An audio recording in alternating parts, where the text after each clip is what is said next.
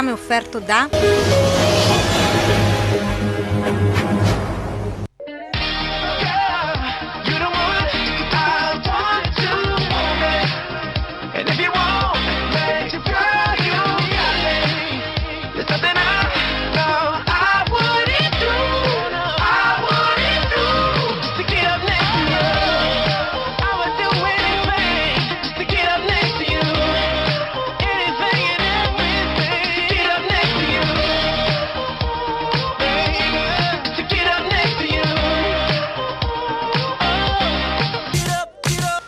Buonasera Daniele Emanuelli, 24esima puntata di stagione di calcio di rigore. Facciamo subito un punto della situazione per quanto riguarda la domenica calcistica. In Serie D, Girone D, perdono le prime due della classe e perde in coda anche la Savignanese. Nel Girone F si riaprono i giochi perché San Nicolò Notaresco pareggia col Tolentino, si avvicinano Mattelica e Campobasso, entrambe vittoriose, a -3 dagli abruzzesi e a -6 dagli abruzzesi. Per quanto riguarda la coda, il Cattolica ottiene un punto importante in Abruzzo contro il Giulianova. Eccellenza, quindi parliamo del calcio nostrano. Marignanese e Diegaro continuano a vincere, quindi tutto rimane intatto, ovviamente anche il Corticella. In coda il Coriano perde il derby contro la FIA Riccione.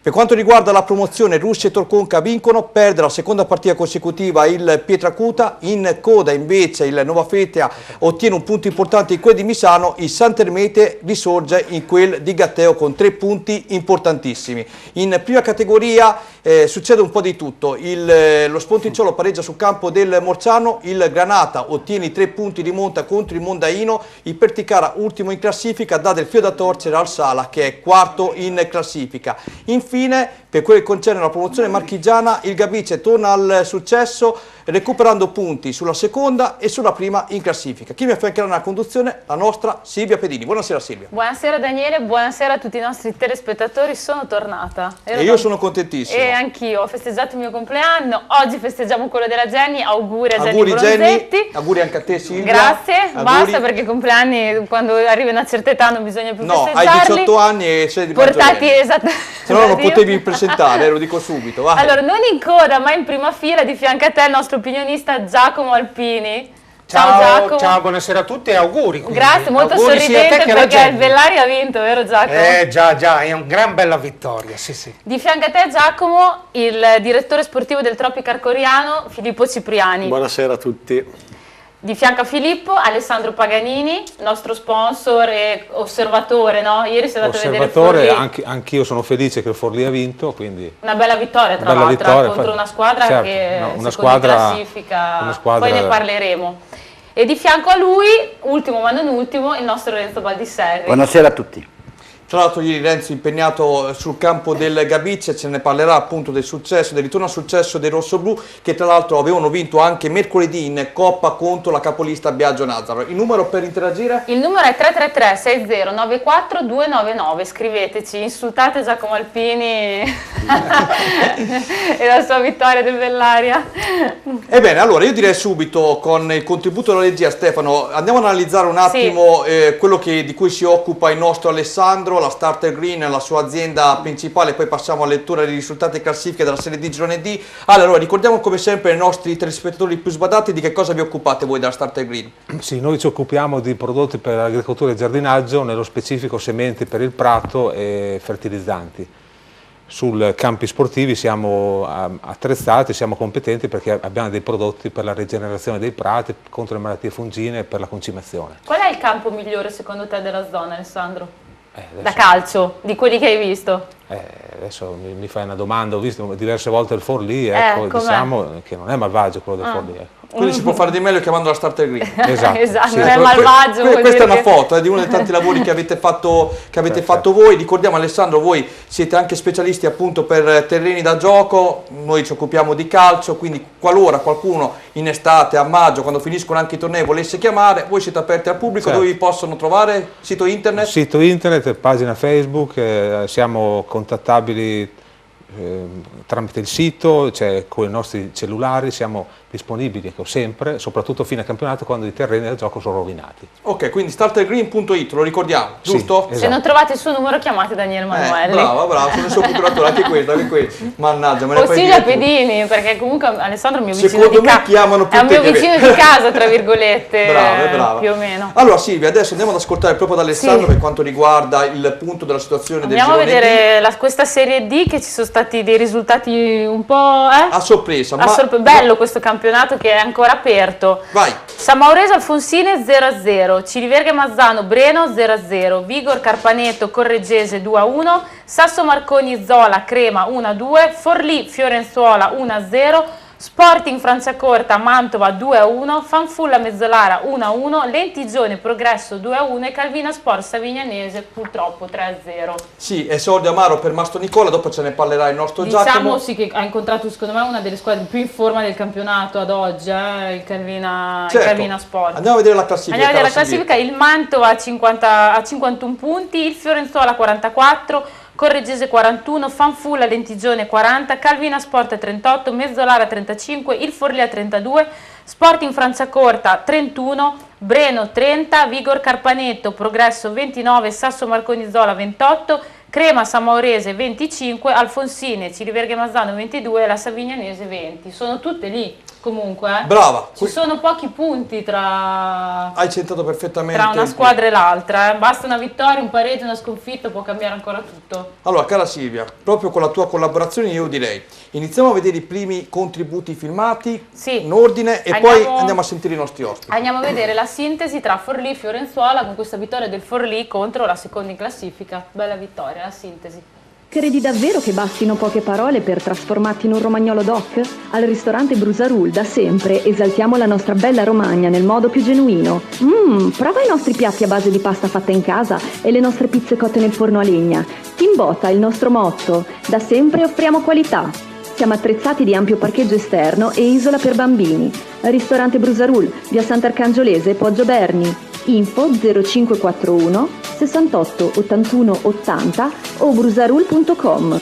Nella giornata in cui serve l'urlo della Tigre, il Fiorenzuola, pur giocando una buona gara, crolla in quel di Forlì, col Mantova che è uscito sconfitto contro il Franciacorta che continua a condurre al +7. Non c'è nulla da fare, il ritorno tra i professionisti in casa rossonera si perde sempre sul più bello. Strada tortuosa per il Fiorenzuola in salita per il Forlì che rischia già dopo soli 4 minuti di gioco con l'asse Bolini-Tognoni, la cui conclusione viene murata in corner. Il Forlì reagisce dopo un disciplino errato del Fiorenzuola, Bonandi ruba palla ma poi cerca l'Eurogol non trovando fortuna. Ancora Forlì sugli scudi, gran tiro da posizione defilata con relativa risposta sulla linea di porta ad opera dell'estremo Battaiola.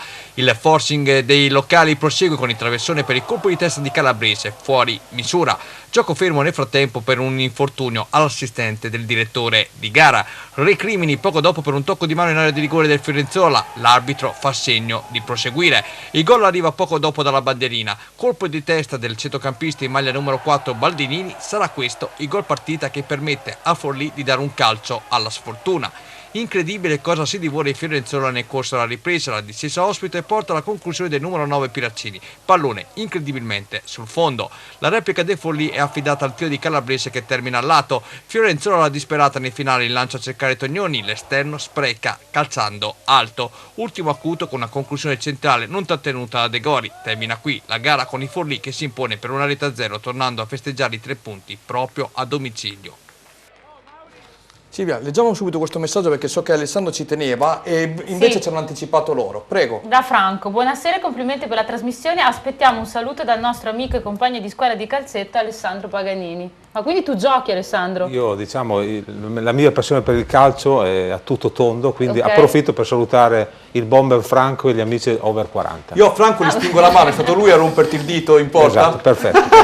Grande Franco, mio idolo. Grazie Franco intanto per i complimenti. Alessandro, io ho realizzato stamattina la sintesi del Forlì della partita che tu hai visto. Tralasciamo un attimo la mia sintesi. Tu che partita hai visto lì dal vivo? Sì, ho visto una partita interessante, il Forlì è riuscito a questa volta a portare a casa il risultato, altre volte non era riuscito a portare a casa i 3 punti, questa volta finalmente è una boccata di ossigeno. Sì, una vittoria importante per muovere la classifica, anche perché adesso almeno con questi 3 punti ha scalato 4 posizioni. Ecco. Ale, tu hai visto dal vivo a Forlì il Fiorenzuola e il Mantova, chi è che è il più forte delle due? Beh, secondo me il Manto è nettamente superiore. Quindi secondo te è solo un calo in questo momento per quanto riguarda la squadra lombarda? Sì, è un calo, probabilmente anche il Fiorenzuola sta calando perché credo che abbia perso diverse partite. Sì, molte. Però anche la classifica parla chiaro, il Mantova è nettamente staccato. E volevo chiederti, nonostante un big match del genere, e io te la faccio sempre questa domanda perché voglio capire anche attraverso chi lavora dentro il Forlì, se ci fosse il pubblico delle grandi occasioni, c'era qualcosa in più per un big match del genere? Secondo me potrebbe esserci più pubblico, ecco. Però anche il Forlì, io sono ottimista, spero che arrivi, che si agganci al treno dei playoff, però la matematica lo consente ancora, però vediamo. Ti ha un po' deluso questo inizio di 2020 per il Forlì, vedendo come aveva finito il 2019? Sì, infatti a parte questa vittoria era venuto da una serie di pareggi, di sconfitte che la squadra non aveva demeritato, però purtroppo i punteggi erano avversi. Io vorrei fare un saluto in diretta. Scusate, prima innanzitutto faccio una prefazione. Grazie a Mario Lugli che è dietro di noi alla regia a curarci, darci una mano anche questa sera, a Stefano Papini, registi storici di Telerimini. Volevo salutare anche Silvio Poli, che so che la guarda la trasmissione, sì, lui abita a Forlì. Non sapevo che non facesse più parte del Forlì, però per me quando ho fatto l'ufficio stampa a Sant'Arcangelo di Serie C è una persona che mi ha aiutato molto in questo lavoro, e quindi un saluto assolutamente affettuosissimo, calorosissimo al nostro Silvio Poli da me, veramente, da un amico, da tutta la sua del Forlì è stato. Una colonna. Intitolargli qualcosa dentro veramente, tanta roba, Silvio, e complimenti. E chiudiamo la parentesi dedicata alla Serie di Girone D e poi Silvio andiamo a vedere il prossimo turno. Diciamo di questo pareggio tra San Maurese, che conta poco, cioè lì ci voleva una vittoria. Conta poco per entrambe, ma soprattutto a mio avviso forse la San Maurese doveva fare qualcosa in più. Ci ha provato, non c'è riuscita, sicuramente l'Alfonsine era andata a San Mauro per strappare questo punto, per muovere la classifica, e ci è riuscita. Infatti ho letto di Improtti che non era molto contento. No, ma Mister Protti è difficile che sia contento quando non vince, ma giustamente, però... anche perché lui imposta le partite solo per vincere e le prova tutte. Però ieri effettivamente c'è stato qualcosa di gioco, sicuramente più dell'Alfonsine, però non è arrivato questo gol che portava ai 3 punti. Peccato perché con quei 3 punti, come hai ben detto te, la classifica si faceva molto interessante per la San Maurese. Peccato anche per la Savignanese, però ci vuole un po' di tempo, no? Quando vuole un po' di tempo, però... delle cose, ma il tempo ancora c'è. Sicuramente il tempo c'è, però sai, settimana scorsa senza il mister, in una situazione un po' difficile, particolare, anche perché dopo 8 anni va via... Facciamo in bocca al lupo Mastro Nicola. Sì, no, l'abbiamo fatto settimana scorsa, ma vedo che non ha portato fortuna, purtroppo. Diciamo che ha avuto un esordio contro uno squadrone. Con la squadra che... probabilmente in questo periodo è quella più in forma. Sì. Allora, cari ragazzi, andiamo a vedere subito il prossimo turno, perché poi voglio sentire Renzo e anche Filippo, che è molto interessante sotto questo aspetto. Alpini, se non stai zitto ti caccio fuori. Allora, andiamo a vedere. C'è un messaggio per te per il Bellaria. Il prossimo turno: Correggese Calvina Sport, Alfonsine Ciriverga Mazzano, Mantova Fanfulla, Crema Forlì, Fiorenzuola Lentigione, Savignanese San Maurese, Mezzolara Sasso Marconizzora, Breno Sporting Franciacorta e Progresso Vigor Carpaneto. Ok, quindi big match Savignanese San Maurese. C'è ombra di dubbio. Ok. Tra l'altro un ex, perché Mastro Nicola era allenatore della San Maurese. Leggi al volo Franco e poi io leggo il prossimo turno. Alessandro Paganini, oltre ad essere un portiere da baracca, è un attaccante, da dove prendo, poi si fa male da solo. Insomma. Grande Franco, Franco è bravissimo per la sintesi. Cambia sport, insomma. Grazie. Bene, andiamo a vedere Serie D, Girone F, risultati e classifiche dopo l'ultimo turno giocato per l'appunto nella domenica ieri. Vai. Allora, Cintà di Campobasso, Porto San del Pidio 3-0, Santa Giustese Matelica 0-2, Chieti Montegiorgio 2-2, Atletico Terme Fiuggi Agnonese 1-0, Jesina Pineto 1-1, Avezzano Recanatese 0-0, Real Giulianova Cattolica 1-1, Notaresco Tolentino 1-1, Vastogirardi Vastese 2-1. Classifica dopo l'ultimo turno, andiamola a vedere adesso con il contributo di Papen. C'è sempre al primo posto il Notaresco con 52 punti, il Matelica che si è avvicinato a 49, Città di Campobasso 46, Recanatese 45, Agnonese e Pineto 39, Vastese 36, Montegiorgio 35, Atletico Terme Fiuggi e Vasto Girardi 33, Tolentino 32, Porto San Del Pidio 28, Real Giulianova Cattolica 22, Santa Giustesa Vezzano 20, Chieti 18 e Jesina 13. Vado subito su Renzo. Renzo, allora, vedendo i risultati che ci ha letto la nostra Silvia, campionato assolutamente riaperto per quanto riguarda i piani alti, ma anche per quanto riguarda la zona salvezza.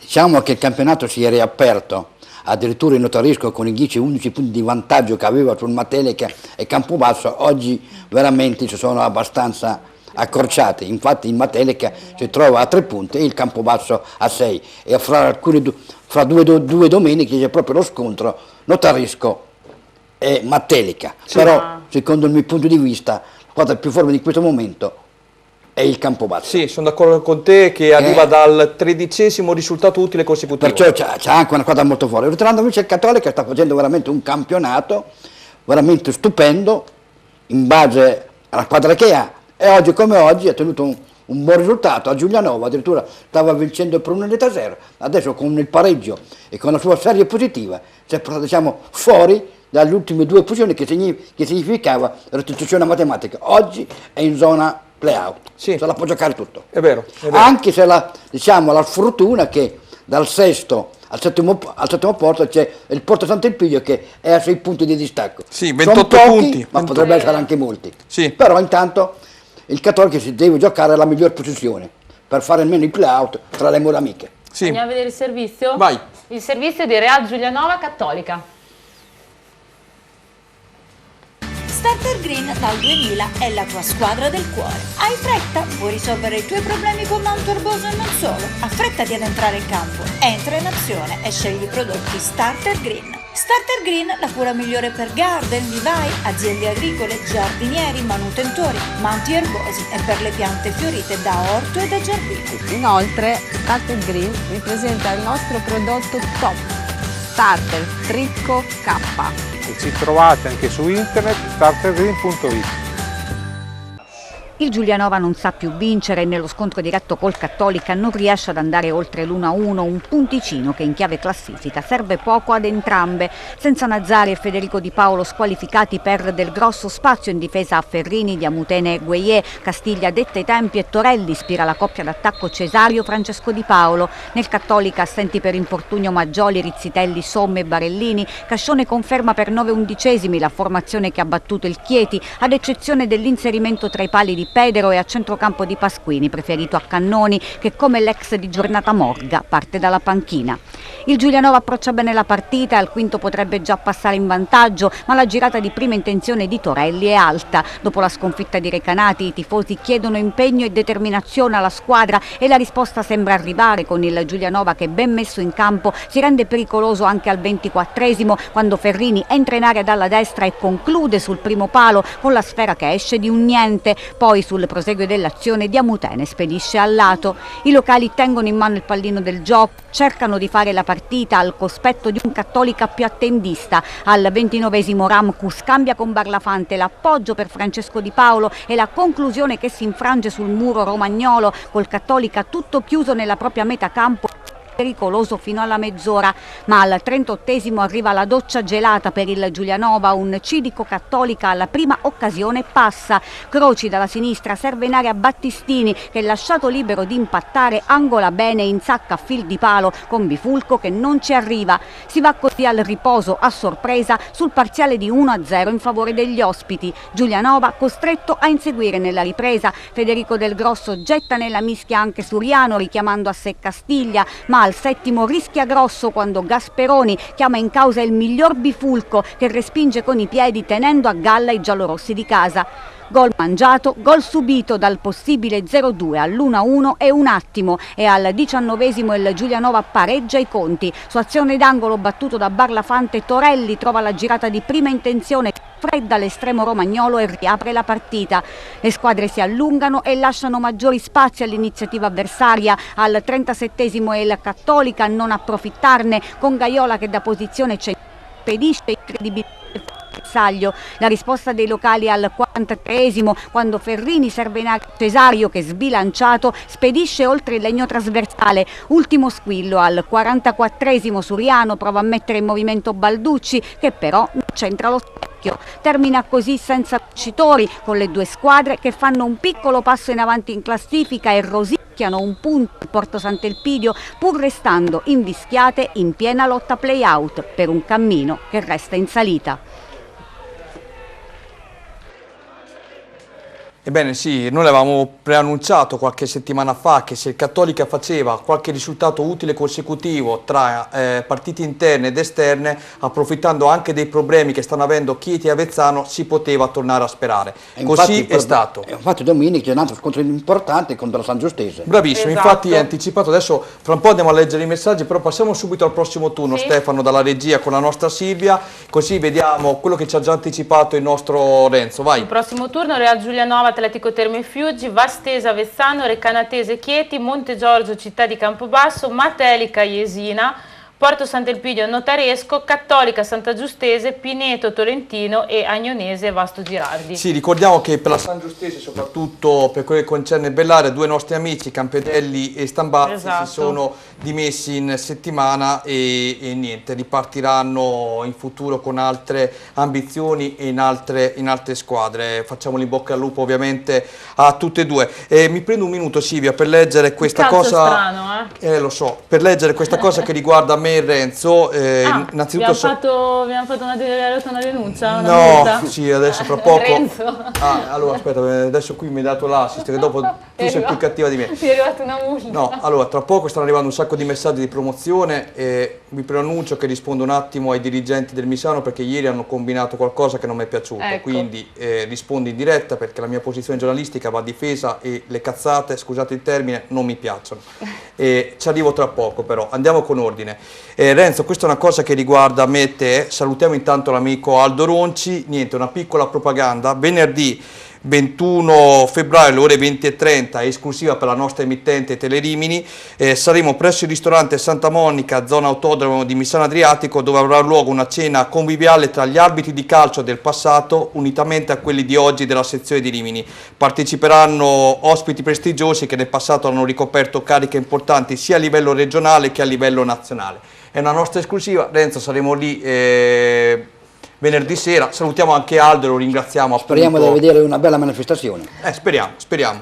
Allora, prima di andare sull'eccellenza, Sì. Filippo, dopo 18 minuti di trasmissione arrivo da te, scusami per il ritardo, tra poco leggiamo i messaggi.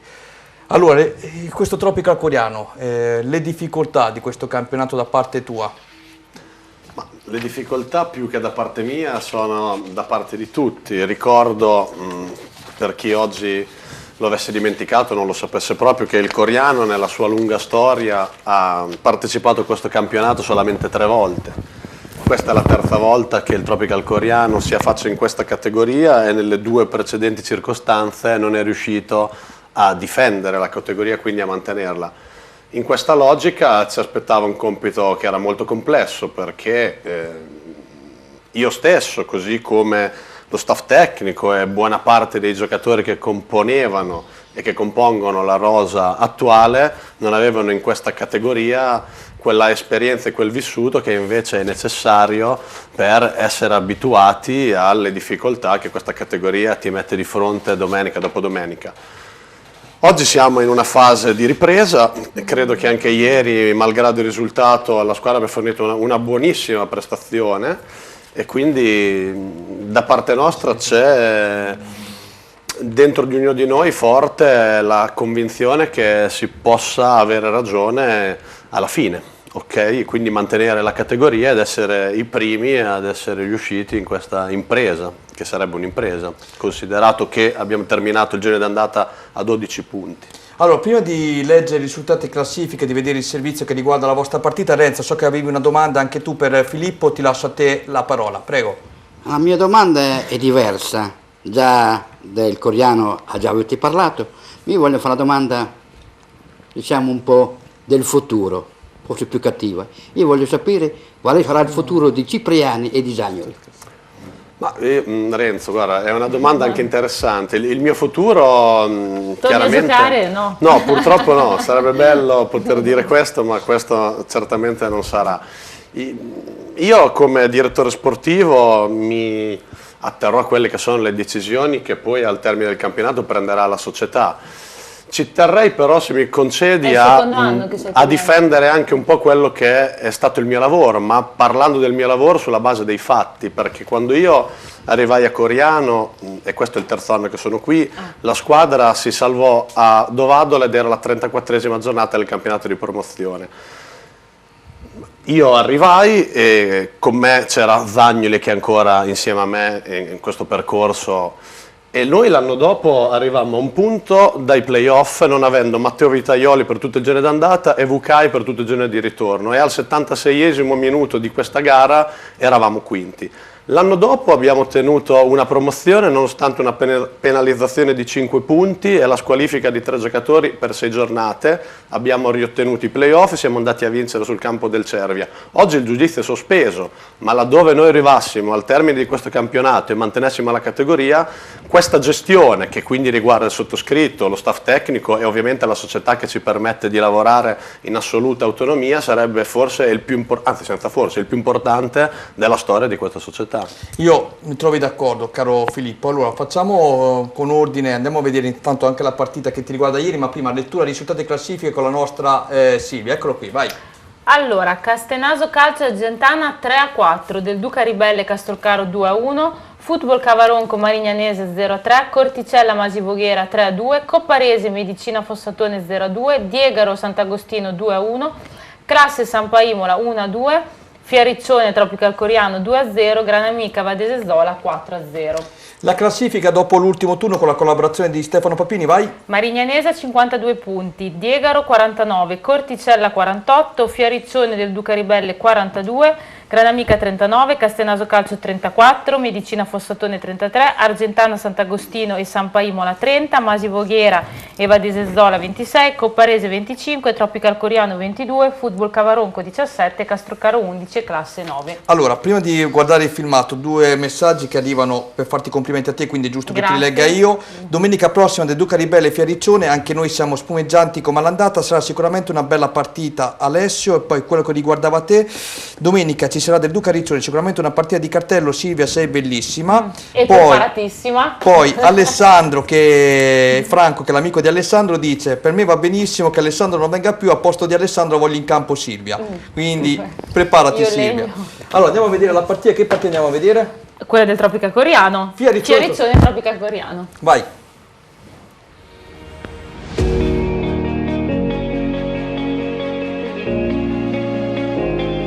Alca Servizi è specializzato nell'outsourcing qualificato della funzione logistica, nel servizio di facchinaggio, di trasporto, di produzione, ricerca del personale e pulizie civili e industriali. Noi di Alca Servizi offriamo ai nostri clienti gli strumenti per beneficiare di una maggiore flessibilità e una significativa ottimizzazione nella struttura dei costi aziendali. Per maggiori informazioni consulta il sito alcaservizi.com.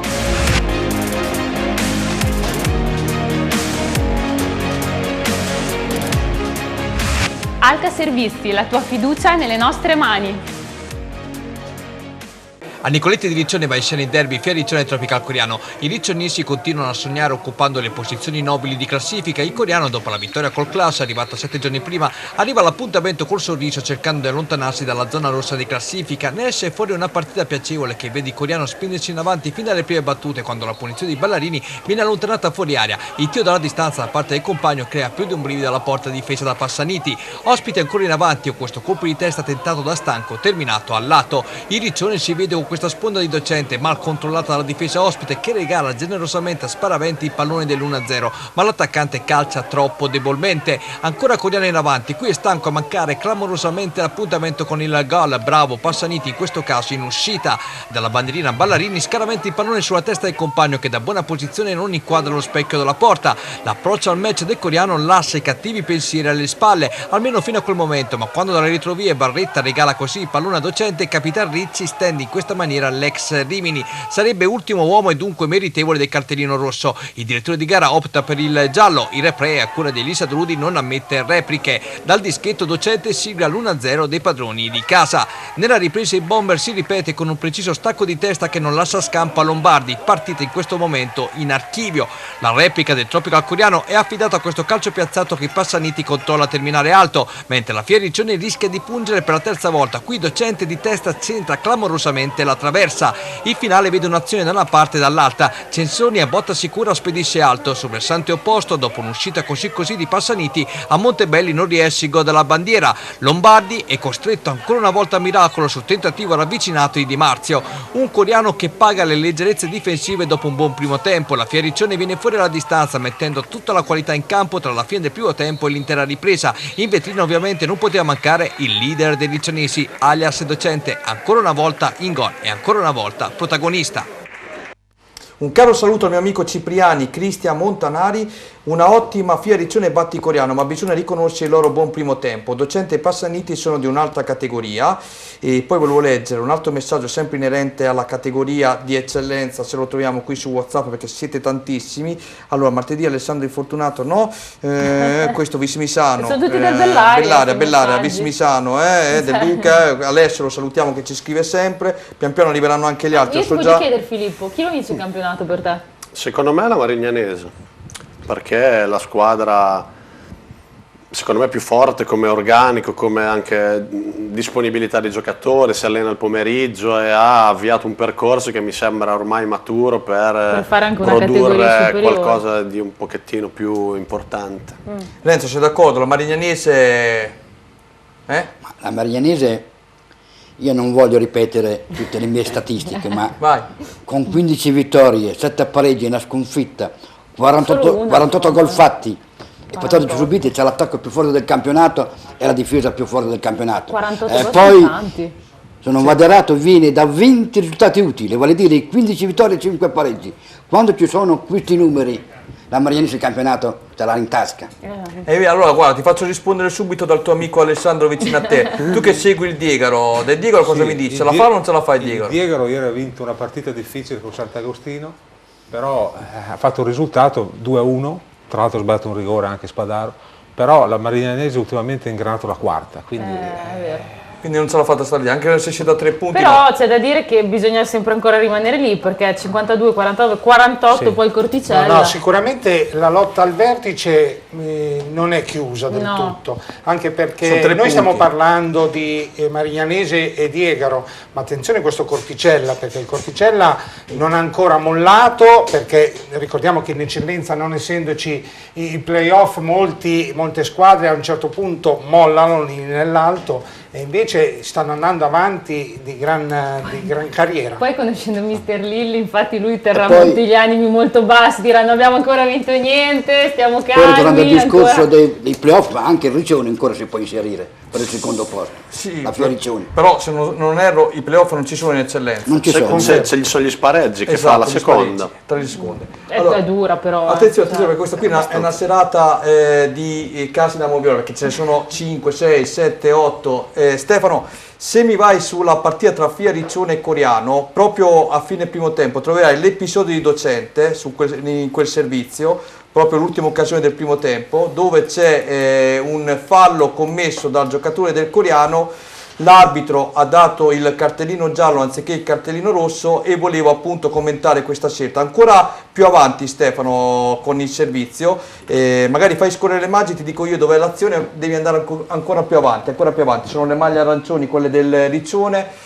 C'è un fallo proprio all'ultimo minuto del primo tempo con il giocatore del Coriano che prende da dietro Docente, considerato ultimo uomo a nostro avviso nel servizio. Bravo, questo qui, ecco, se riesci a mandarmelo al rallentatore, perché con Renzo che è un ex direttore di gara può confermare o meno se c'era l'espulsione o la munizione. Ricordiamo, l'arbitro in questo caso ha optato per il cartellino giallo. C'è solo il portiere.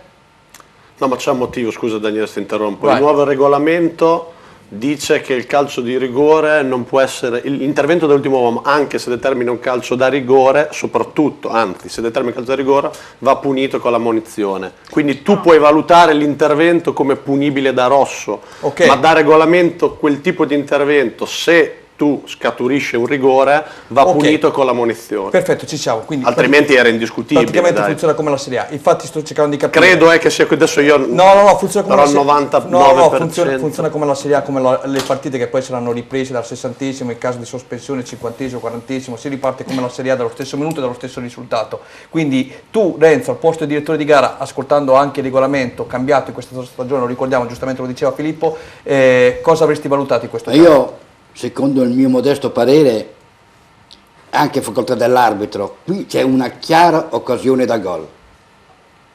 C'è rigore ed espulsione. Se questo fallo da rigore fosse stato esternamente, sia a destra sia a sinistra, allora c'era il rigore e soltanto l'ammonizione. Però qui c'è una chiara occasione da gol. Quindi Renzo Baldisserri è calcio di rigore ed espulsione. Se invece questo fallo qui fosse stato fatto a destra o a sinistra dall'area, c'era il rigore e soltanto l'ammonizione. Ma quando c'è la chiara occasione da rete, l'espulsione rimane sempre. Quindi Baldisserri avresti tirato fuori il cartellino rosso? Sì. Ok. Questo fallo fosse stato a destra o a sinistra dall'area, è cambiato il regolamento. È indiscutibile che fosse un fallo da rosso, ma il regolamento impedisce all'arbitro di applicare questo tipo di sanzione. non sono proprio convinto, però secondo me... No, c'è questo regolamento applicato anche in Serie A con il nuovo regolamento. Sì. Però se vede delle espulsioni delle volte, anche del fallo dal portiere, espulsioni... Sono cose anche... Beh, libera interpretazione. Dall'arbitro, non mi fa fare la battuta che tu lunedì, mercoledì, giovedì sera hai avuto un rigorino contro la mia squadra che non lo so, con Spallezze, il rigore, lo stesso fallo di mano non è stato fischiato. Adesso tutte le settimane Milan-Juventus me l'hai fischiato te. Ti dico sinceramente. È difficile. Ti dico sinceramente. Io sono contro il VAR. Ecco. Perciò io per i rigori lì, fallo di mano, io non ne darei neanche uno, perché io sono contro, perché il rigore, secondo il mio modesto parere, è quando la mano ferma il pallone, non il pallone a trovare la mano, perché altrimenti i giocatori come fanno in aria? È impossibile dare di quei rigori lì e sono pienamente convinto che questo nuovo regolamento secondo me lo toglieranno senza. Sì, ha fatto bene anche Filippo giustamente a dare l'interpretazione esatta, infatti sì, è vero come... Andiamo a leggere il prossimo turno e poi andiamo alla pubblicità. Vai. Allora, Vadese Zola, Castenaso Calcio, Castrocaro Classe, Argentana Coparese, Tropical Coriano Corticella, Sampa Imola Diegaro, Medicina Fossatone Football Cavaronco, Del Duca Ribelle Fia Riccione, Masi Voghera Granamica e Sant'Agostino Marignanese. Sottolineiamo quello che diceva il nostro spettatore da casa, Del Duca Ribelle Fiariccione, ma anche Sant'Agostino Marignanese, pensando che a Sant'Agostino il nostro Rimini ci lasciò 3 punti. Esatto. Bene, allora andiamo in pubblicità. Andiamo in pubblicità. A tra poco.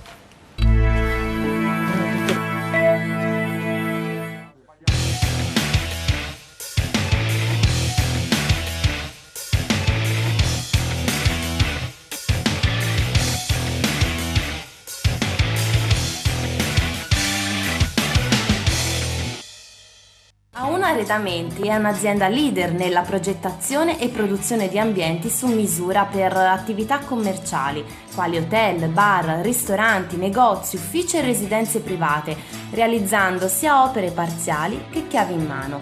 Grazie all'esperienza maturata al fianco di grandi committenti internazionali, si propone come partner ideale per imprese e professionisti che operano nel settore del contract.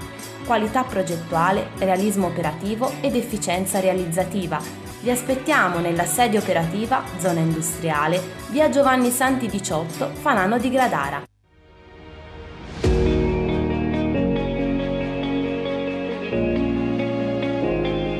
Alca Servizi è specializzato nell'outsourcing qualificato della funzione logistica, nel servizio di facchinaggio, di trasporto, di produzione, ricerca del personale e pulizie civili e industriali.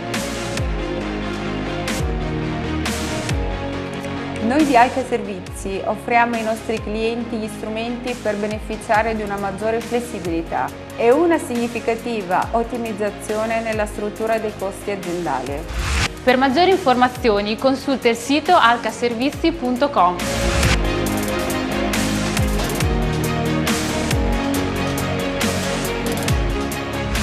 Alca Servizi, la tua fiducia nelle nostre mani. Credi davvero che bastino poche parole per trasformarti in un romagnolo doc? Al ristorante Brusarul da sempre esaltiamo la nostra bella Romagna nel modo più genuino. Prova i nostri piatti a base di pasta fatta in casa e le nostre pizze cotte nel forno a legna. Timbota è il nostro motto. Da sempre offriamo qualità. Siamo attrezzati di ampio parcheggio esterno e isola per bambini. Ristorante Brusarul, via Sant'Arcangiolese, Poggio Berni. Info 0541 68 81 80 o brusarul.com. Ciao, sono il dottor Matteo Lazzarini. Vuoi tornare a sorridere in 24 ore? Con gli impianti a carico immediato, se il caso lo permette, potrai tornare a sorridere in un giorno solo. Vieni a trovarci, ti cureremo con le più moderne tecnologie, la TAC 3D, il microscopio ed il laser per la cura della piorrea, lo scanner intraorale per le impronte senza pasta. E allora, non andare all'estero a curarti, scegli i medici italiani, scegli noi, vieni a trovarci. A San Leo vi aspettano i prodotti esclusivi del territorio, come le carni e i salumi del Grigione, saporiti, particolari e soprattutto sani. I nostri prodotti non sono industriali, ma arrivano direttamente dalle nostre campagne. I nostri grigioni sono seguiti secondo gli standard biologici, curati con metodi naturali e alimentati con cereali prodotti in azienda, in modo da rendere i prodotti unici e indimenticabili, di qualità superiore, come i nostri prosciutti etichettati con numero progressivo stampato a fuoco. Il Grigione, perché il Grigione è una scoperta dell'antico, con noi più sapori sulla tavola. Parola di Giuseppe Gabrielli.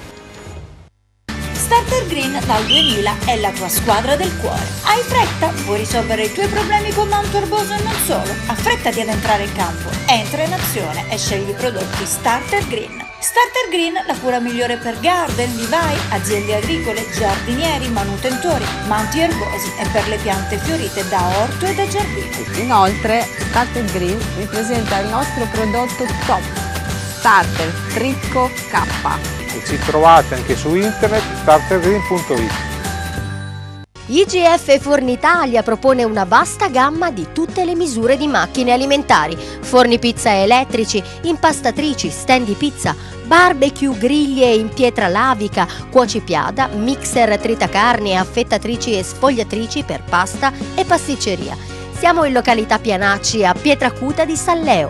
Potete consultare i nostri prodotti al sito www.igffornitalia.com o contattarci allo 0541 92 3453. Romagna Sport, il primo sito sportivo in Romagna, in tutto.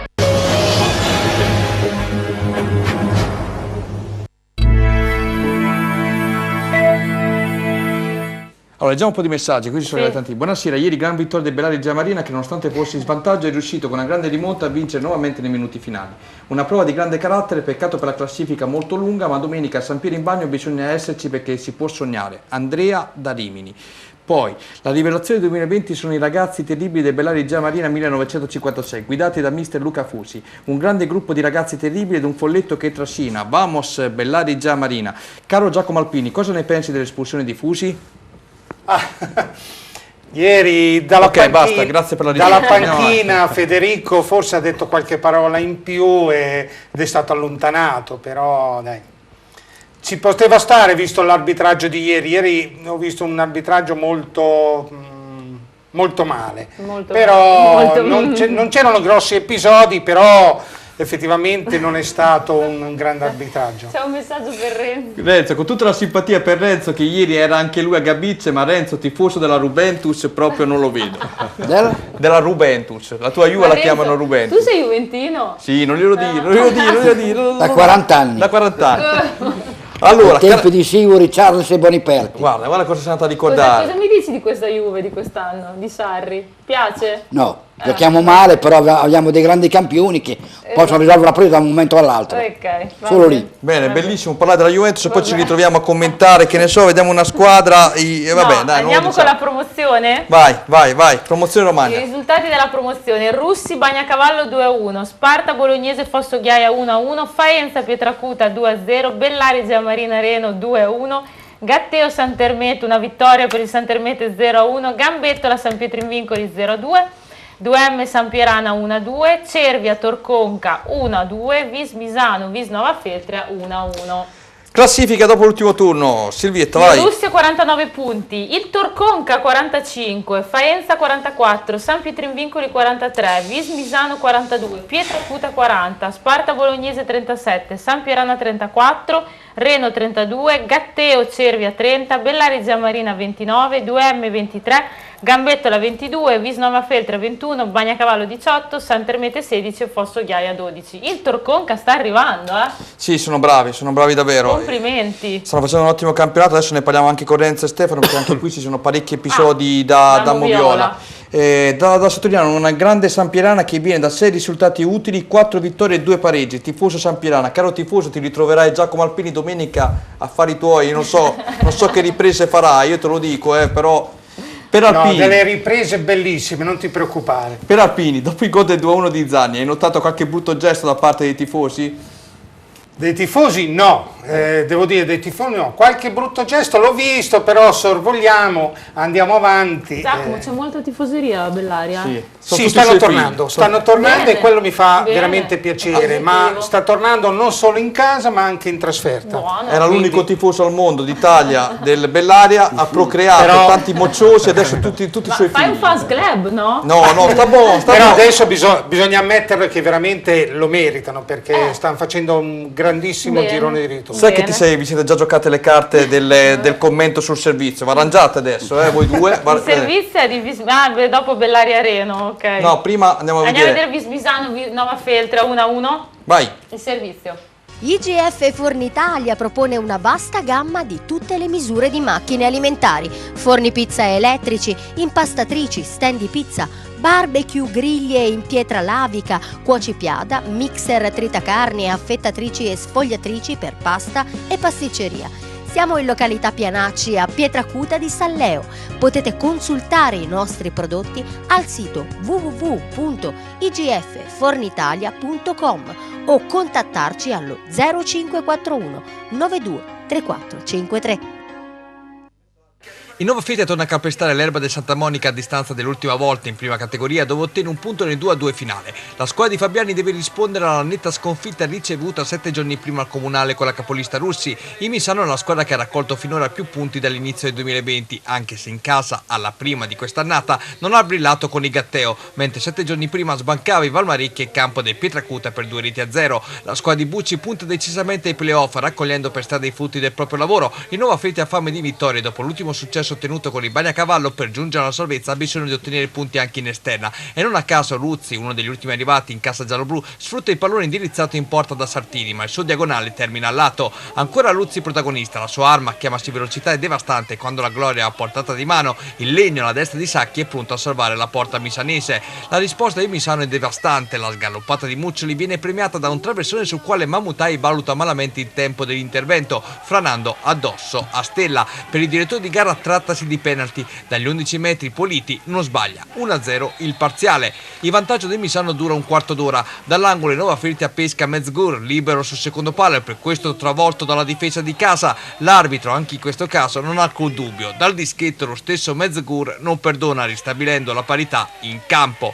Le due squadre a questo punto provano a superarsi. Muccioli, dopo uno scambio con Stella nello stretto, arriva alla conclusione con Romani pronto a dire di no. Sull'alto versante Luzzi in velocità scarica addosso a Sacchi in uscita, divorandosi il gol del sorpasso. Squadra a riposo sull'1-1. Nella ripresa il Misano parte subito all'attacco, Romani è chiamato alla respinta, mentre sul colpo di testa di Stella rimane immobile con la sfera che si perde al lato. Lo stesso Stella, sempre di testa, questa volta chiama all'allungo a terra l'estremo ospite. Poco dopo il match perde Lepri, allontanato dal direttore di gara dopo aver rivolto un brutto gesto al pubblico. Gli animi si riscaldano e assistiamo a Muccioli che viene stoppato da Romani, ma l'arbitro ferma tutto per fuorigioco, mentre il Nova Fiat recrimina fortemente per questa conclusione ribattuta in area di rigore con un braccio da Antonietti. I replay in ferma immagine mostrano il tocco, ma l'arbitro in questo caso decide per il proseguimento dell'azione. A questo punto Luzzi cerca il gol raffinato, la sua rovesciata è fuori misura, apprezzabile il tentativo. Il Misano agisce di rimessa, ma Torreggiani scaraventa il pallone addosso a Romani in uscita.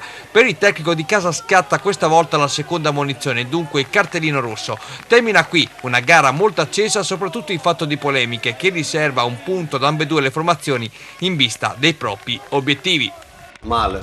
Allora ragazzi, prima di farvi commentare la partita, Renzo e Giacomo, anche per l'episodio della Moviola, leggo questo messaggio e poi allaccio un attimo io il discorso, perché c'è stato un dirigente del Misano che ha fatto il mio nome, in questo caso anche della trasmissione, e non mi è piaciuto perché ha detto assolutamente... Non è in pace, Manuele. No, ha detto delle eresie a parte che sono denunciabili, non metto... No, sono denunciabili sì, perché ci sono delle registrazioni. lascia Non sto a rovinare nessuno, però...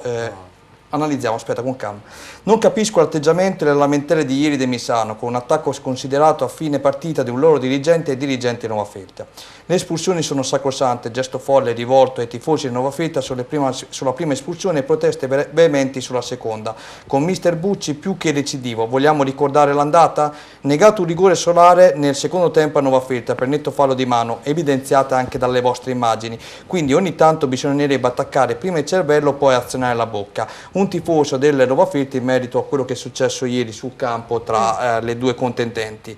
Allora, a fine partita, siccome quelli del Nova Felta da quest'anno hanno la nostra attrezzatura, fanno le immagini loro e poi ci passano il servizio pagando ovviamente il loro spazio televisivo, avrebbero avuto un confronto con un dirigente del Misano, questo è tutto registrato, lo ripeto, questo dirigente si è permesso di dire che il sottoscritto avrebbe detto pubblicamente nella precedente puntata che Nova Felta, avendo fatto un esposto contro gli arbitri, nella partita di ieri è stata agevolata dal direttore di gara. Se così fosse, vedendo anche il rigore negato nel secondo tempo, praticamente gliel'avrebbe dato e non gliel'avrebbe non dato, no? Quindi Nova Felta sarebbe uscito... Ma siamo ancora a parlare di queste cose? Stiamo a parlare di queste cose, perché ha fatto un attacco 2020, secondo me che non doveva fare. In più la cosa più grave, perché comunque io frequento il paese, sono 4 vie, quindi non ho voglia di litigare con la gente del mio paese, che poi comunque sanno che la nostra trasmissione è obiettiva come lo sanno tutte le altre squadre, avrebbe detto che io a telecamere spente, parlando con lui che in vita mia non l'ho mai visto, che il Nova Felta ha fatto l'esposto e quindi sarebbe agevolato e quindi vincerebbe le partite, qualcosa del genere. Comunque ci sono le registrazioni. È stato chiesto, Nova Felta è quest'ultimo? È stato chiesto alla dirigenza di porre le loro scuse, i dirigenti stamattina, alcuni di loro mi hanno contattato del Misano, mi hanno chiesto scusa, come hanno contattato solo la dirigenza di Nova Felta chiedendo scusa. Questo signore è l'unico dei dirigenti che non ha chiesto scusa, per questo non hanno fatto ancora un comunicato, perché non ammette neppure le cose che sono registrate. È per quello che dico, attenzione a quello che si dice, perché poi se ci sono le registrazioni e tutto quanto si rischiano querele. No, ma poi Spano è ultimo in Lega Pro, ha fatto ricorso, cioè si è lamentato degli arbitri, ma rimane a essere ultimo in Lega Pro e perde le partite. Però sottolineiamo, nulla contro il Misano, nulla contro i dirigenti, però questi personaggi qui io non li posso vedere. Se poi sparano delle cavolate del genere, e io poi con questo qui non ho mai parlato, mi hanno fatto vedere foto, faccia, chi è, chi non è, non ci siamo. Anche le partite si giocano in campo, punto.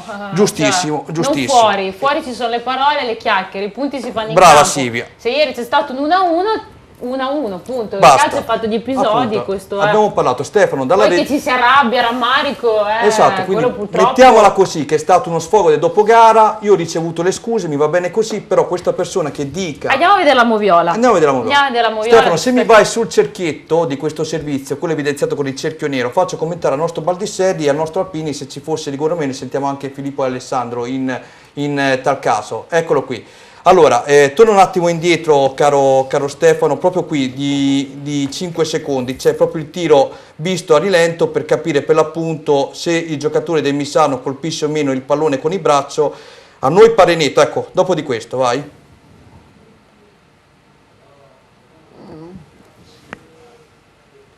Ok, Renzo. Con il nuovo regolamento è il calcio di rigore. Filippo. Ma io, ecco, a prescindere dal regolamento, diciamo che qui effettivamente è l'interpretazione dell'arbitro che può essere determinante, cioè la vedo un po' a un 50-50, ci starebbe il rigore, credo anche che non sia così scandaloso, ecco, non assegnarlo secondo me. Giacomo. A mio avviso è più rigore, che non darlo creerebbe molta confusione e molta polemica, per me questo è rigore.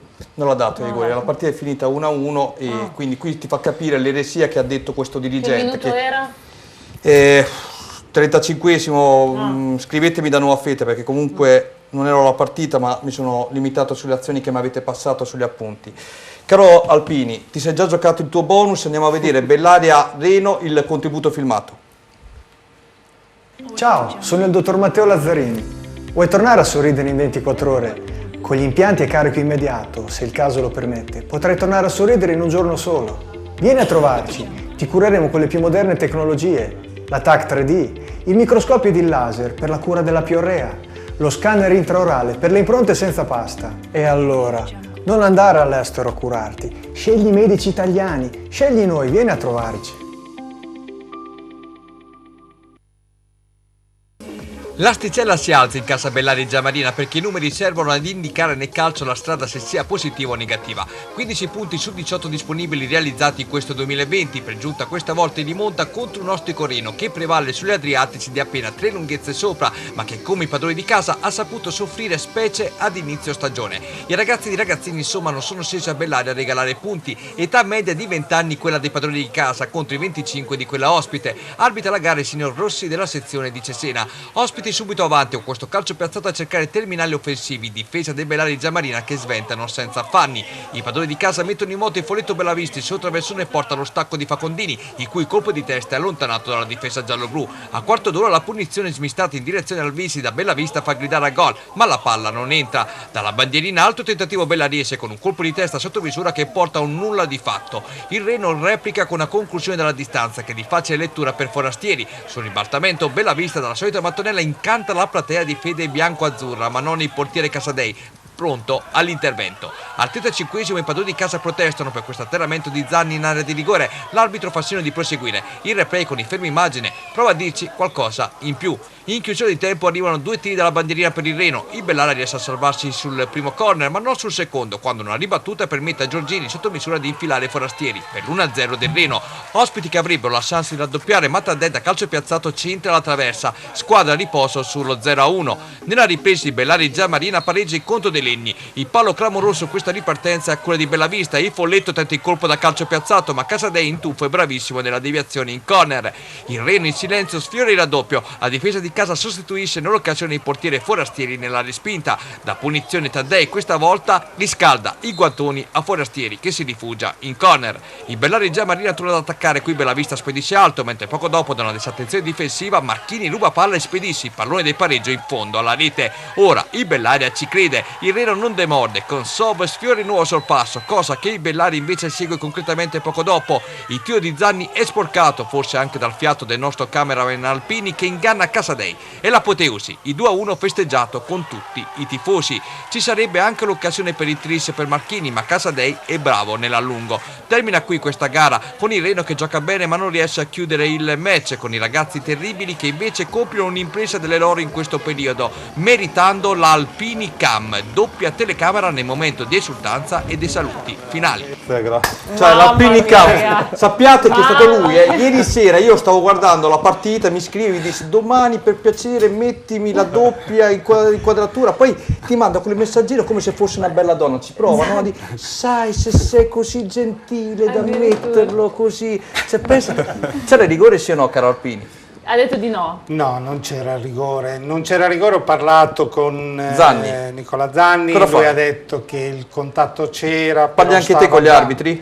No, non parlo con gli arbitri. Ieri è stato scandaloso, ma quello che lamento io non è stato quello del calcio di rigore, ma ho visto degli episodi veramente scandalosi ieri. Veramente c'è stato un fallaccio di So a centrocampo. Bravo, ma qui che ti volevo, infatti tu mi hai dato un assist perfetto, Renzo, laggiù in fondo.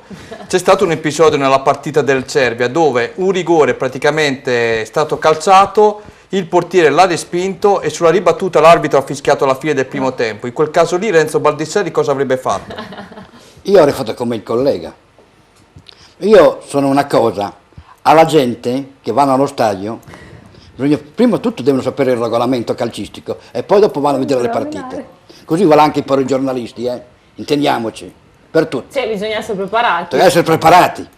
Sono d'accordo. Quando un calcio di rigore è dato a tempo scaduto, vale dire che l'arbitro nel primo tempo ha dato un calcio di rigore al 46esimo, il minuto di recupero che ha dato in Torconca Cervia, lui giustamente ha dato il calcio di rigore e il portiere l'ha parato e quello l'arbitro ha detto, però per l'arbitro è finita, perché dando la ripetuta vuol dire che io ti do un altro calcio di rigore. Un altro minuto? Ecco, no.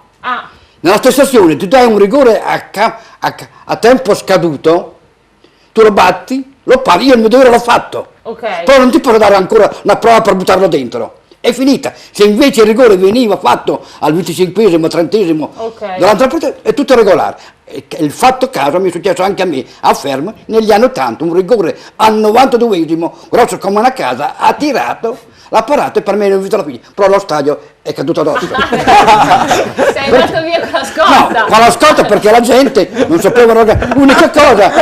L'unica cosa, addirittura 4-5 carabinieri, la polizia, sembrava il Presidente della Repubblica, ma questo non ha importanza. Però l'unica cosa. Ma era un gol decisivo? Cioè, come si giocava in un campionato allo stadio Recchioni di Fermo, di fronte a 2000 persone negli anni 80. La gara era Girfalco, Fermo, Montegranaro. Là c'è la tua foto in quello stadio. Voglio dire, però onestamente l'unica cosa che sento abusare la porta, ho detto che qualcuno che mi vuole picchiare, invece era un signore, era il commissario, ho detto bravo Baldissera, hai parlato regolamento. Ecco, lui mi ha fatto felice, a me i 2000 persone non mi dicono niente, io aspettate il regolamento di quel signore che mi è venuto a vedere. Senti il tuo sponsor, il tuo manager. Sì, io rispetto il parere di Renzo che è un ex arbitro, quindi conosce il regolamento, però c'è una regola importante secondo me nel mondo del calcio. È buon senso. Benissimo, ecco, la regola è buon senso. Ecco. Bravo. È che quando sei lì, quando sei purtroppo agitato, a caldo a freddo, bisognerebbe... Sono d'accordo, però se andiamo a analizzare bene il regolamento ha ragione. Io ti do il rigore, se tu me lo pari, io non ti posso dare la ribattuta. Ecco, per me è finita. Abbiamo capito. Basta così. Il prossimo turno, promozione, che abbiamo anche la promozione Marche, prima dopo categoria. Andiamo nelle Marche, che sono stata questa bella vittoria del Gabbice. Aspetta anche i Rimini, dai. Prossimo turno, Russi Cervia, Bagnacavallo 2M, San Pietro in Vincoli Faenza, Vis Nova Feltri, Sparta Bolognese, Fosso Ghiaia Gambettola, Torconca Gatteo, San Pierana Bellaria, Reno Pietracute, Santermete e Vis Misano. Anche questa è una bella partita che Santermete ieri è risorto. Per allora, promozione marchigiana, caro Stefano Papini dalla regia, così dopo andiamo anche sul nostro Renzo Baldisseri. Osimo Stazione Cantiano 2-5, Gabice Gradara Filotranese 1-0, Camerano Urbino 0-1, Villa San Martino Mondolfo 1-0, Osimano Olimpia Marzocca 0-0, Ilario Barbara Lorenzini Passatempese 2-2, Biagio Nazzaro Valfoglia 2-2, Moia Vallesina Vigolo Castelfidardo 1-0. Andiamo a vedere la classifica dopo l'ultimo turno. Biagio Nazzaro 44, Vigolo Castelfidardo 41, Gabice Gradara 36, Urbino 33, ma l'Urbino deve recuperare la partita, ce lo dirà poi Baldisserio, Simana 32, Olimpia Marzocca, Filotranese 30, Villa San Martino 29, Passatempese 28, Mondolfo, Moia Vallesina 27, Cantiano 25, Osimo Stazione 24, Ilario Barbara Lorenzini 23, Valfoglia 22, Camerano 14 punti. Qua c'è arrivato, Renzo, te lo leggo, regolamento. Il tempo per battere il calcio di rigore termina se respinto dal portiere il pallone si ferma prima di essere calciato nuovamente in porta. Se ciò non avviene, la ribattuta deve essere considerata valida e così come l'eventuale rete realizzata. Vedi regola 14 e la relativa guida AIA. Questo parla del buon senso, ma io non sono d'accordo. Il regolamento ai miei tempi era così. Il regolamento lo fa Baldisserio, no, quindi... ai miei tempi era così, che dopo hanno cambiato non lo so. Questo probabilmente sarà un tifoso, un dirigente, però... Allora, calma ragazzi. Sai cos'è? Il regolamento è facile da leggere, da studiare, ma quando sei sul campo da metterlo in pratica ci sono tante sfumature. Ci sono tante interpretazioni che vediamo anche in Serie A, perché ripeto, adesso prima io scherzavo con Renzo, rigore dato a Ronaldo contro il Milan in Coppa Italia, stesso episodio, Lecce, Spal, non dato tra l'altro con Valeri dietro la Moviola che ha optato per non darlo. Va bene, allora, Gabice Gradara, Filotranese, servizio. A1 Arredamenti è un'azienda leader nella progettazione e produzione di ambienti su misura per attività commerciali, quali hotel, bar, ristoranti, negozi, uffici e residenze private, realizzando sia opere parziali che chiavi in mano. Grazie all'esperienza maturata al fianco di grandi committenti internazionali, si propone come partner ideale per imprese e professionisti che operano nel settore del contract. Qualità progettuale, realismo operativo ed efficienza realizzativa. Vi aspettiamo nella sede operativa, zona industriale, via Giovanni Santi 18, Fanano di Gradara. I Gabice Gradara torna a successo in campionato e lo fa in una domenica importantissima, ospitando al Maggi la Filotranesi in uno scontro playoff. La squadra di Scardovi è reduce dalla terza partita in 7 giorni, avendo affrontato sempre a Maggi nell'andata di Coppa Italia mercoledì sera la capolista Biagio Nazaro, uscita battuta 4-3 dai rossoblù che nell'occasione hanno perso Donati per un infortunio alla mano. Schierato dal primo minuto l'attaccante Bacchielli, arbitra la gara il signor Denti della sezione di Pesaro. Con il contributo di Antonello Pace passiamo subito al gol partita. La discesa di Bastianoni è travolgente con tanto di cross finale per la corrente Bacchielli, bravo nel girarsi di infilare l'estremo ospite Sollito. Per l'ex Cattolica si tratta di un gol importantissimo. Sulle ali dell'entusiasmo i rossoblù oggi maglia gialla sfruttano questo contropiede con il solito Bacchielli, purtroppo per lui fermato sul più bello. La Filotranese, chiusa da un ottimo Gabice Gradara, sceglierà spesso nel corso di questo primo tempo la soluzione della distanza. Il tiro di Nitrati sorvola di poco alla traversa, mentre Moschini schiaccia troppo la conclusione. Bacchielli, dall'altra parte tra i più attivi insieme a Bastianoni, recupera la sfera e tenta subito la conclusione da fuori area a pallone che si accomoda sul fondo. La Filotranese cerca di rendersi pericolosa, ma la band di Scardovi non concede spazi, così Carnevali in 2 occasioni chiama 2 comode prese l'attento Celato, quando Moschini, attaccante numero 9, è costretto a defilarsi per servire Bonifazzi, centrocampista in maglia numero 8. Ecco che la Filotranese crea l'occasione più limpida, ma il centrocampista spreca così. Nella ripresa questa punizione di Bastianoni crea scompiglio nell'area ospite, Passeri buca l'appuntamento con la rete, non ci sono altri compagni pronti per la deviazione vincente. Dall'altra parte Moschini si incune in area di rigore, ma Celato chiude ogni varco. Sulla ripartenza Bastianoni e Bacchielli giocano in scioltezza, all'ex Cattolica manca solo il secondo gol, in questo caso restituisce l'omaggio a Bastianoni che mette al lato. Altro calcio di punizione battuto a Bastianoni con Sabatini e Passeri che non riescono ad incidere. Sul versante opposto Carnevali appoggia per Nicoletti, quali volontariamente permette la battuta a Moschini, ma Celato c'è. Nel finale Moschini non restituisce il pallone al compagno facendosi chiudere in corner. Il Gabice Gradara riparte e lo fa con Marcolini, poggia per Vegliò che perde l'attimo facendosi recuperare. Nel finale Romaschi e Nicoletti sprecano l'occasione per il pareggio, mentre il Gabice Gradara si affida all'asse Ciamaglia-Vegliò che non riesce a produrre il fatto di gol. Infine lo stesso Ciamaglia, importantissimo il suo ingresso in campo, permette di ripartire e guadagnare falli preziosi come in questo caso. L'ultima chance capita agli ospiti con Romaschi che mette fuori da buona posizione. Il Gabice Gradara si impone per 1-0 recuperando 2 punti alla Biagio Nazaro e 3 punti alla Vigol Castelfidardo, ma soprattutto portandosi a più 6 lunghezze di distanza dall'Olimpia Marzocco e dalla Filotranese che hanno ancora chance di entrare nei playoff. Sì, allora Renzo, qui innanzitutto è arrivato già un messaggio: senza Donati e Fabbri fuori rosa si dovrà pensare ad una buona punta? Ma adesso sì, è chiaro che forse la cosa negativa di questo Gabice Gradara quest'anno è stato proprio gli attaccanti, vuole dire Fabbri, quando fino a alcune domeniche giocava, Donati e Vegliò in 3 non hanno fatto 15 gol, forse è la mancanza di questa squadra. Al Gabice Gradara manca veramente una forte punta che perlomeno dovrebbe fare gol in doppia cifra, mentre invece il Gabice Pito non ce li ha.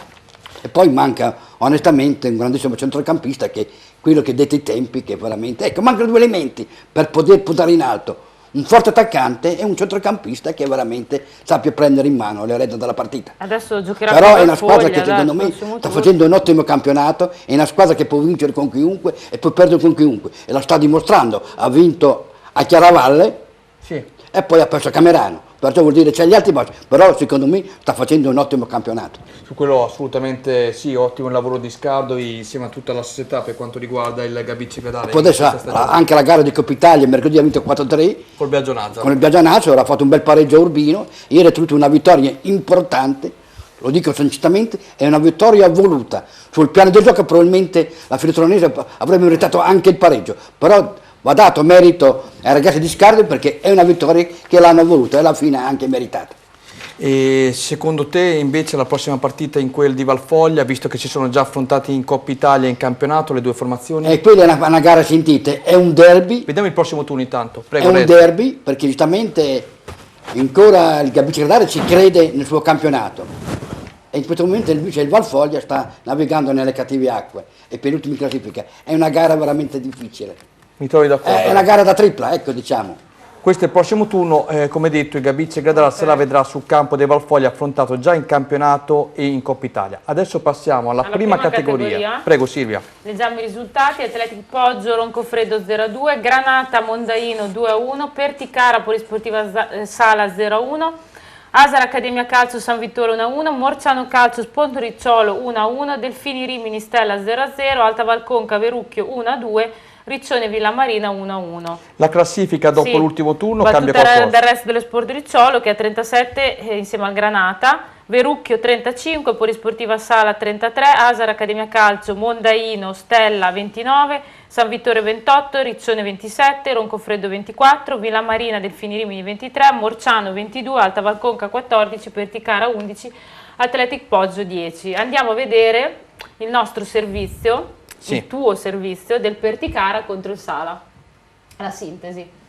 A San Leo vi aspettano i prodotti esclusivi del territorio, come le carni e i salumi del Grigione, saporiti, particolari e soprattutto sani. I nostri prodotti non sono industriali, ma arrivano direttamente dalle nostre campagne. I nostri grigioni sono seguiti secondo gli standard biologici, curati con metodi naturali e alimentati con cereali prodotti in azienda, in modo da rendere i prodotti unici e indimenticabili. Di qualità superiore, come i nostri prosciutti etichettati con numero progressivo stampato a fuoco. Il Grigione, perché il Grigione è una scoperta dell'antico. Con noi più sapori sulla tavola. Parola di Giuseppe Gabrielli.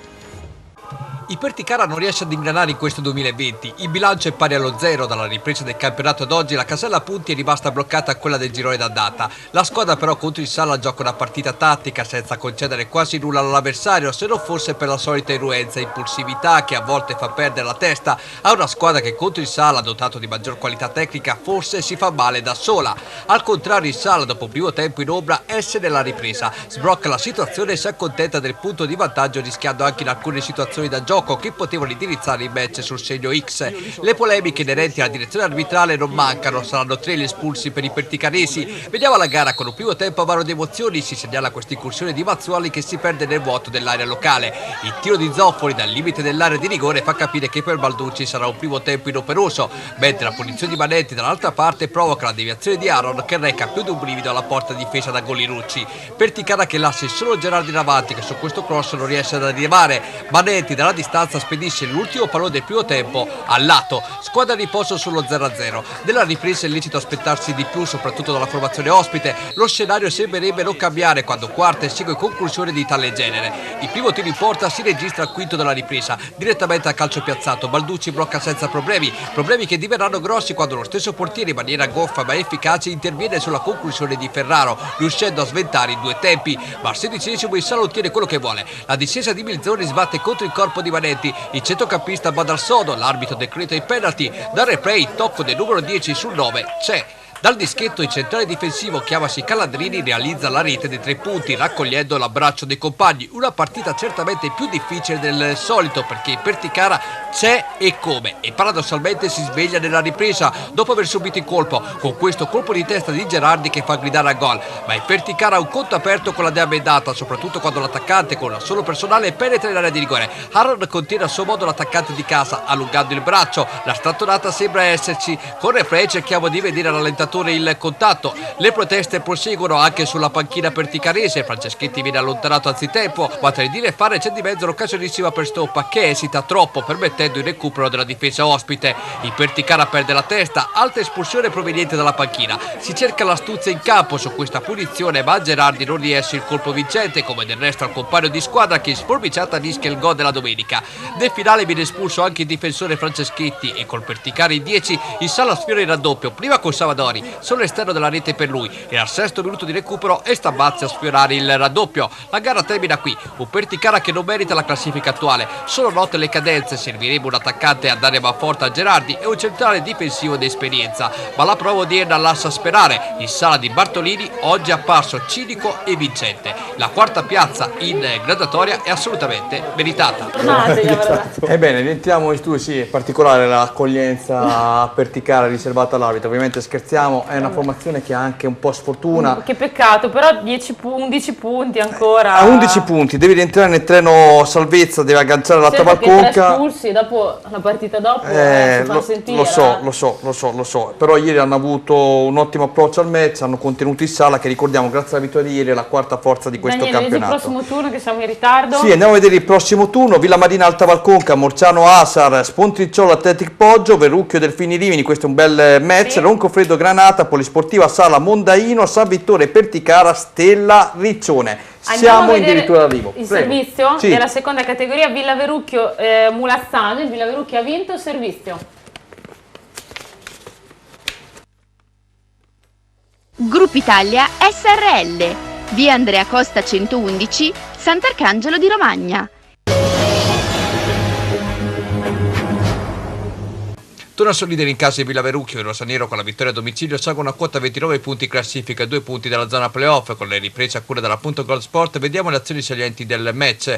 All'11° Donati Serva Bettini pallone, l'attaccante controlla e tira col sinistro, sfera alta, ancora il rosanero in avanti con il tiro di Donati ribattuto da un avversario sopra la traversa. Il Villa Verrucchio prosegue il suo forcing prima della mezz'ora con Bettini che raccoglie una respinta ma calza al lato. Al 35° si vede il Mulazzano, Ciandrini dalla bandierina Pesca Romani che di testa non inquadra lo specchio della porta. Al 40° gli ospiti passano con Adulcioli che, approfittando di un errore della difesa di casa, batte Favarelli con la soluzione di pallonetto. Nella ripresa già al primo il Villa Verrucchio ristabilisce la parità grazie a Bettini che di sinistro batte sul primo palo del bianco. Al 15° arriva il sorpasso, Drudi trova il corridoio per l'inserimento di Zanotti che mette in rete il pallone del 2-1.